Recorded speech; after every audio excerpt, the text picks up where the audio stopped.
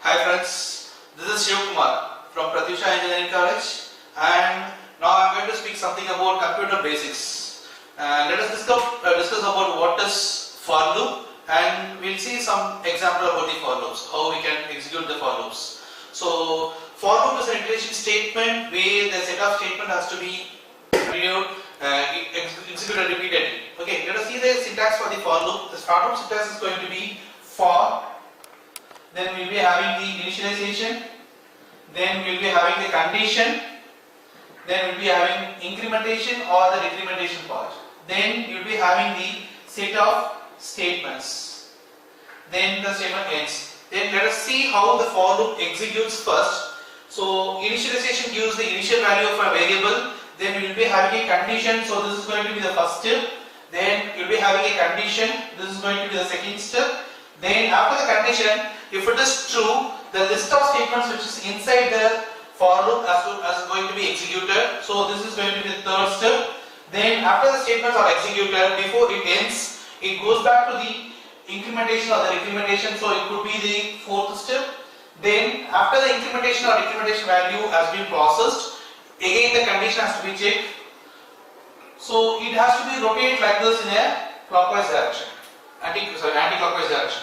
So and as well as the statements will be executed until the condition is true. So let us see some example about the for loops. So let us go with a simple example for deriving a simple sum of series expression.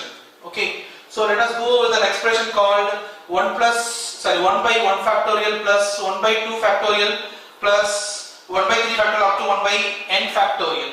So this is a typical equation where the students will get difficult in it. Let us discuss something about it. What I am going to do is, let me work this example with mathematical evaluation as well as the programming parallelly. So if I assume it, first let me solve this method with the mathematical.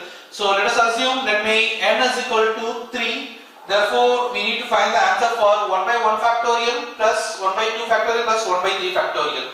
So when it goes to the C programming, the initial requirement is we need to declare the variables for n, number of elements to read it, I and j for running the for loops, f is to find the factorial value, and sum is to find the entire sum value.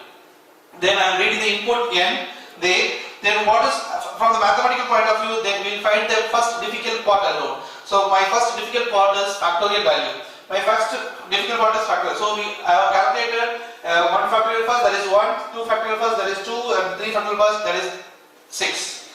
Similarly, I am reading the code for the C programming. So I have assigned initial cases factorial f is equal to 1. Then I have used my for loop j equal to 1, j less than or equal to I, and j plus plus. I will tell you what is I later on. And to calculate the factorial, I have used f is equal to f asterisk j. So from mathematical point of view, the next difficult part is division operation. So I did my division operation next.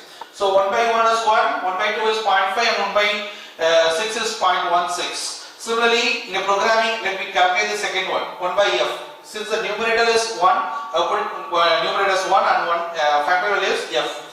Now I want to do my addition operation with the factorial. So my third mathematical operation is addition operation, and similarly for the program, I have used my addition operation there.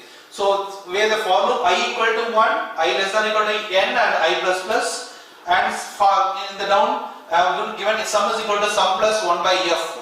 So on a conclusion, if you want to derive a program, first before writing a program, you derive that in a mathematical format. Similarly, you convert the mathematical format into the programming. That gives you better solution, better correct program to you.